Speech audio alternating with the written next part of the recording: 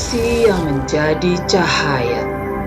Di sebuah kota kecil yang dikelilingi oleh perbukitan hijau dan sungai yang mengalir jernih, aku tumbuh besar. Aku adalah seorang gadis yang penuh semangat, selalu ceria, dan senyumku seringkali mampu menghangatkan orang di sekitarku.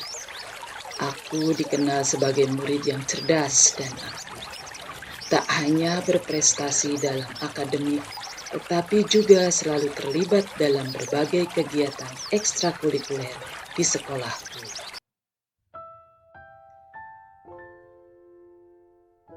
Namun di balik itu semua, ada satu hal yang sangat kucintai, menulis. Sejak kecil aku sudah akrab dengan buku-buku yang memenuhi rak kamar.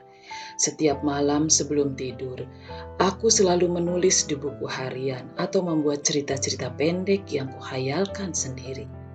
Cita-citaku ingin menjadi seorang penulis hebat yang bisa menginspirasi banyak orang. Aku tumbuh dalam keluarga yang penuh kasih sayang. Ayah dan ibu selalu mendukung impian-impian kecilku. Sementara adik perempuanku yang masih kecil selalu menjadi pendengar setia cerita-ceritaku. Rumah kami penuh canda tawa, percakapan hangat saat makan malam, dan pelukan hangat sebelum tidur. Namun, hidup tak selalu berjalan sesuai rencana.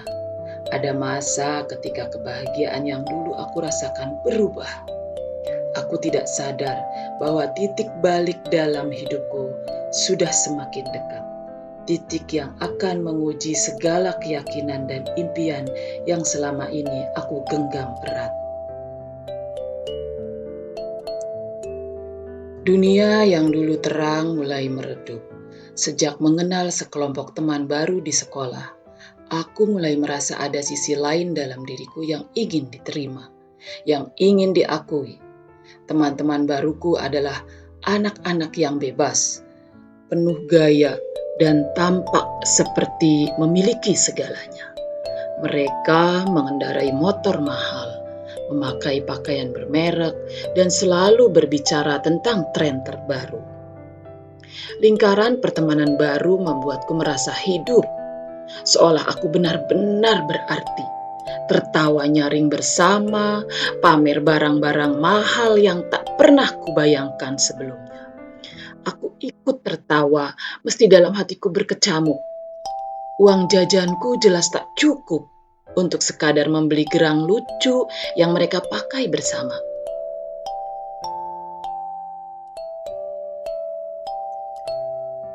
Aku yang dulunya puas dengan dunia kecilku yang sederhana, kini merasa asing dengan diriku sendiri. Awalnya, aku hanya mengikuti arus, sesekali berbohong pada orang tua agar bisa hangout lebih lama, sesekali mengabaikan tugas sekolah demi menonton film atau nongkrong di kafe bersama mereka. Namun, kebohongan itu mulai menumpuk. Pulang larut malam dengan alasan belajar kelompok, meminta uang tambahan untuk alasan yang dibuat-buat, dan mulai melupakan buku-buku yang dulu selalu aku peluk sebelum tidur. Keinginan untuk terus diterima dalam lingkaran pergaulan itu membuatku buta. Uang jajanku sudah tak cukup untuk memenuhi gaya hidup baru yang aku jalani sekarang. Pikiranku dipenuhi kecemasan, takut kehilangan teman-teman yang kini menjadi dunia baruku. Hari itu, saat semua keluar kelas untuk senam pagi, aku melihat dompet kecil berwarna biru tergeletak begitu saja di dalam laci meja teman sebangku. Hatiku langsung panas, mata dan tanganku tak selaras dengan akal sehat. Hanya sedikit saja, pikirku. Tidak akan ada yang tahu. Tapi detak jantungku berdegup tak karuan saat jariku menyentuh lembaran uang di dalamnya. Itu terjadi sekali. Namun, sekali selalu menggoda untuk menjadi sekali lagi.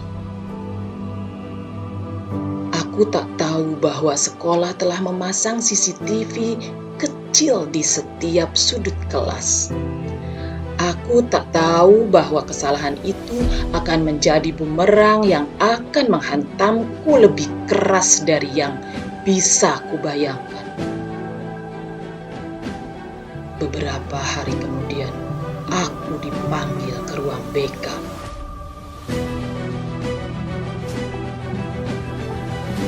"Kuisha," suara Ibu Lestari lembut tapi tajam. "Ada sesuatu yang ingin Ibu bicarakan." Aku duduk kaku, tangan dingin, dan mata mulai berair. Bahkan sebelum beliau membuka rekaman itu, di layar kecil itu terlihat jelas tanganku yang gemetar, mataku yang gelisah, dan dompet kecil itu yang kini menjadi bukti dari awal kehancuran. Tangisku meledak. Ruang BK terasa pengap. Aku hanya bisa menunduk saat Bu Lestari berkata pelan,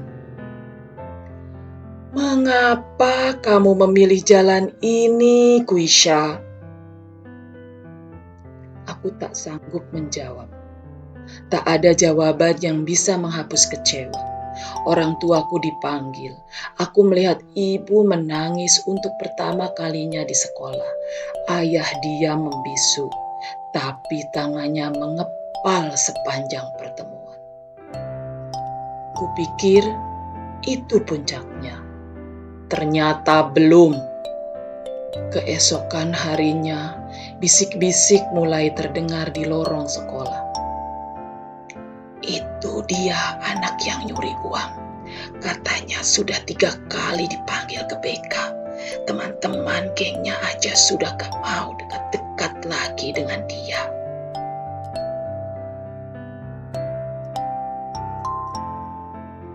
Tatapan tajam, bisikan menusuk, dan ejekan makanan seharianku. Tak ada tempat untuk bersembunyi. Bahkan saat aku sudah berhenti, saat aku mencoba berubah, tak ada yang peduli. Di mata mereka aku tetap pencuri. Setiap kali aku melewati lorong kelas, suara sepatu di lantai seolah berbisik, mengingatkanku akan kesalahan yang tak bisa kulupakan. Bahkan suara bel sekolah terdengar seperti penghakiman. Teman-teman menjauh, guru-guru mengawasiku dari jauh, dan aku tenggelam dalam kesendirian yang sunyi tapi memekakkan telinga. Setelahnya yang terjadi jauh lebih menyakitkan daripada semua ketakutan yang pernah aku bayangkan. Bukan hanya kemarahan yang aku terima, tetapi kekecewaan yang begitu dalam dari keluargaku. Adikku menatapku dengan mata penuh luka, seakan kakak yang selama ini ia kagumi telah berubah menjadi seseorang yang tak ia kenal. Ayahku diam, tetapi ada kemarahan tertahan di rahangnya yang mengeras. Sementara ibuku menangis karena kepercayaan yang telah hancur. Di sudut kamar yang gelap, aku memeluk lututku sendiri. Tangisku tak bisa lagi dibendung. Dunia yang dulu begitu hangat, kini terasa dingin dan kosong. Aku kehilangan semua keluarga, teman, dan yang paling menyakitkan adalah diriku sendiri. Hari-hariku tak lagi sama. Malam penuh tangis dan kekecewaan. Aku mengurung diri di dalam kamar, seolah dunia di luar tak lagi memiliki ruang untukku. Dinding kamarku yang dulu menjadi saksi bisu atas impian-impian yang aku tuliskan, kini terasa seperti penjara yang menahanku dalam keterpurukan. Aku tak lagi berani menatap wajah ayah dan ibuku. Setiap langkah kaki yang terdengar di luar pintu kamar membuat dadaku sesak. Aku takut melihat sorot mata mereka, takut menemukan kekecewaan yang begitu dalam, yang mungkin tak akan pernah bisa diperbaiki. Yang lebih menyakitkan, aku tak lagi bisa mendengar suara adikku seperti dulu. Gadis yang kecil, yang mungil, yang selalu tersenyum padaku itu kini lebih banyak diam. Setiap kali aku mencoba mengintip keluar kamar, aku hanya melihat adikku berjalan melewatiku tanpa sedikit pun menoleh. Malam-malamku dihabiskan dengan menatap langit-langit, bertanya pada diriku sendiri, bagaimana semuanya ini bisa berakhir seperti ini? Aku ingin kembali, ingin mengulang waktu dan mencegah semua kesalahan itu terjadi. Tapi waktu tak bisa diputar kembali. Yang tersisa hanyalah penyesalan yang semakin menghimpitku.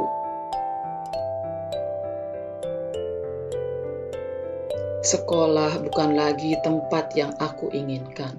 Setiap pagi suara alarm jam berbunyi, tetapi aku tetap berbaring, membiarkan menit-menit berlalu, hingga akhirnya ibuku mengetuk pintu kamarku untuk membangunkanku. Aku tak peduli lagi dengan nilai, dengan tugas, atau dengan pelajaran yang dulu aku begitu cintai. Bahkan buku-buku yang biasanya menjadi pelarianku kini hanya tertutup berdebu di pojok meja. Teman-temanku, mereka telah pergi. Tak ada lagi pesan yang masuk ke ponselku. Tak ada lagi ajakan belajar bersama. Tak ada lagi tawa yang dulu selalu menyambutku saat tiba di sekolah. Yang tersisa hanyalah kesunyian yang begitu menyesakkan. Aku malu pada diriku sendiri, pada keluargaku, pada semua orang yang pernah percaya padaku.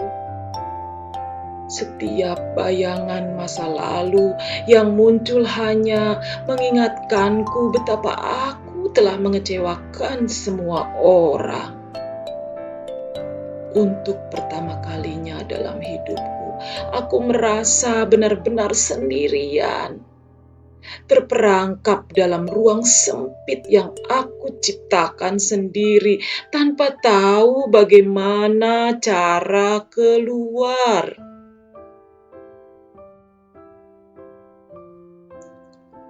Hari-hariku masih kelam, tetapi suatu pagi, ketukan lembut di pintu kamarku membuyarkan lamunanku.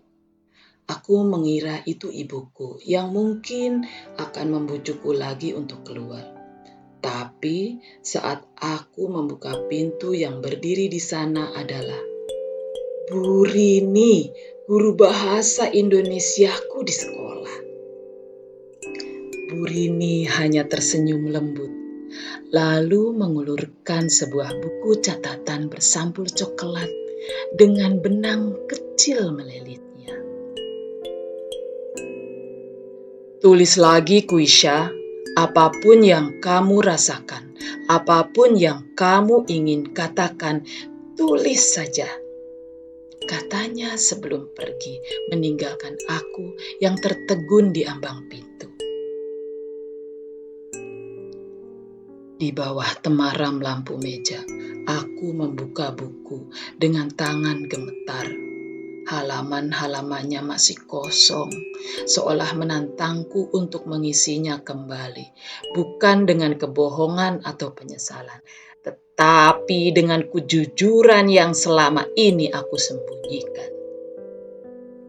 Aku mulai menulis. Awalnya hanya sebaris kalimat, aku telah melakukan kesalahan besar. Lalu kalimat berikutnya dan berikutnya muncul begitu saja. Sampai akhirnya air mata mulai mengalir saat aku menuangkan semua yang selama ini menyesakkan dadaku. Aku menulis tentang kebohongan yang aku buat, tentang rasa takutku kehilangan teman, tentang bagaimana aku merasakan begitu hina setelah mencuri. Setiap kata yang aku tuliskan terasa seperti beban yang perlahan terangkat dari pundakku. Lama-kelamaan, menulis bukan lagi sekadar pelarian. Itu menjadi caraku untuk memahami diriku sendiri. Suatu sore, saat aku sedang menulis di teras rumah, adikku melintas. Gadis kecil itu tak langsung mendekat, tetapi matanya tertuju pada buku yang terbuka di pangkuanku. Dengan ragu ia bertanya, "Kakak menulis lagi?" Aku mengangguk, menahan nafas. Lalu dengan suara yang hampir tak dengar, adikku berkata, "Aku kangen kakak yang dulu." Kalimat itu menusuk tepat di hatiku. Malamnya, aku berdiri di depan cermin, menatap bayanganku sendiri untuk pertama kalinya dalam waktu yang lama. Berani berbicara pada diriku sendiri, mengakui bahwa aku telah berbuat salah. Tetapi itu tidak berarti hidupku harus berakhir di sini. Aku mulai memperbaiki diriku perlahan. Esok paginya, aku membuka pintu kamar lebih awal dari biasanya. Aku menyapa ibuku dengan suara lirih, menerima sarapan yang telah lama kuabaikan. Aku memberanikan diri untuk mendekati adikku, menunggu dengan cemas apakah gadis kecil itu akan menghindariku. Namun, ternyata adikku tidak pergi. Hatiku mulai terasa lebih ringan. Aku masih merasa berat untuk pergi ke sekolah, tapi aku tahu aku harus menghadapi semuanya. Saat aku kembali menginjakkan kakiku di kelas, beberapa tatapan masih terasa tajam, beberapa bisikan masih terdengar menusuk. Namun ada satu tatapan yang berbeda, yaitu tatapan Bu Rini. Beliau tersenyum penuh kebanggaan dari kejauhan. Kesalahan memang telah membawa diriku ke titik nol. Tetapi dari titik itu pula aku bisa membangun kembali semuanya. Malam ini aku menatap layar laptop dengan hati yang berdebar. Tanganku ragu-ragu melayang di atas keyboard sebelum akhirnya aku menarik nafas dalam dan mulai mengetik. Aku pernah melakukan kesalahan besar, kesalahan yang membuatku kehilangan kepercayaan orang-orang yang kusayangi, yang membuatku tenggelam dalam penyesalan dan merasa tak pantas untuk dimaafkan.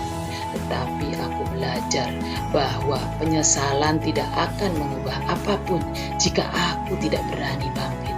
Ini adalah kisahku tentang bagaimana aku jatuh dan bagaimana aku mencoba berdiri kembali. Dengan satu klik, tulisan itu terunggah di blog yang baru aku saja buat. Sebuah blog yang sederhana, tetapi bagiku ini adalah langkah besar. Aku ingin berbagi kisah, bukan untuk mencari pembenaran, tetapi untuk menunjukkan bahwa setiap orang yang terjatuh masih memiliki kesempatan untuk bangkit. Hari-hari berikutnya, sesuatu yang tak terduga terjadi. Tulisanku mulai mendapat perhatian. Orang-orang yang bahkan tidak aku kenal meninggalkan komentar, mengungkapkan bahwa mereka juga pernah mengalami kesalahan dalam hidup. Ada yang merasa tersentuh, ada yang mengucapkan terima kasih karena mereka merasa tidak sendirian dalam kehidupan mereka, dalam keterpurukan mereka. Aku juga pernah merasa seperti ini, dan aku pikir aku tak akan bisa bangkit. Tapi membaca kisahmu memberiku harapan. Aku membaca komentar itu berulang-ulang kali, dan untuk pertama kalinya aku merasa bahwa kesalahan tidak harus menjadi akhir dari segalanya. Aku bisa menjadikannya sebagai awal baru, sebagai cara untuk membantu orang lain agar tidak jatuh ke dalam lubang yang sama. Aku memberanikan diri bergabung dalam kegiatan sosial di sekolah, seperti membantu di perpustakaan, mengajarkan anak-anak kecil membaca, dan ikut serta dalam kampanye literasi. Awalnya, beberapa orang masih ragu mendekatiku, tapi sedikit demi sedikit mereka mulai mencair, menerima kehadiranku kembali. Layar ponselku terus bergetar. Notifikasi masuk satu persatu. Komentar demi komentar, pesan pribadi, dan dukungan dari orang-orang yang bahkan tak kukenal. Blog yang awalnya hanya menjadi tempatku menumpahkan isi hati, kini berubah menjadi sumber inspirasi bagi banyak remaja. Terima kasih sudah berbagi. Aku juga pernah jatuh, tapi kisahmu memberiku harapan. Aku pikir hidupku sudah hancur karena kesalahan yang aku buat. Tapi setelah membaca tulisanmu, aku ingin mencoba bangkit lagi. Aku membaca setiap pesan dengan mata berbinar. Dulu aku merasa kesalahan adalah akhir dari segalanya. Tapi kini aku sadar bahwa dari kehancuran itu, aku telah menemukan sesuatu yang jauh lebih besar. Kesempatan untuk membantu orang lain. Kesempatan ini datang lebih cepat dari yang aku bayangkan. Sebuah undangan dikirimkan ke emailku. Sebuah komunitas remaja yang peduli pada kesehatan mental dan perkembangan diri ingin mengundangku sebagai pembicara dalam diskusi terbuka. Mereka ingin aku berbagi kisah, membagikan perjalanan dari titik nol hingga akhirnya mampu berdiri kembali. Saat hari itu tiba, jantungku berdebar kencang. Aku berdiri di atas panggung kecil, menatap wajah-wajah muda yang menunggu ceritaku. Aku menarik nafas dalam-dalam, membiarkan ketakutan terakhirku luruh bersama embusan nafasku. Aku berpikir bahwa satu kesalahan cukup untuk menghapus semua hal baik dalam diriku. Tapi aku salah, karena dari titik paling rendah dalam hidupku, aku menemukan keberanian untuk berubah. Ruangan sunyi, semua mata tertuju padaku. Tapi kali ini bukan karena tatapan penuh penghakiman, melainkan tatapan penuh harapan. Kesalahan tidak menentukan akhir dari hidup kita, namun yang menentukan adalah apa yang kita lakukan setelahnya. Saat aku mengakhiri kalimat terakhirku, tepuk tangan bergema. Aku merasa wajahku tersenyum merekah. Untuk pertama kalinya, aku merasa benar-benar merdeka. Bukan dari hukuman, bukan dari rasa malu, tetapi dari beban yang selama ini aku pikul sendiri.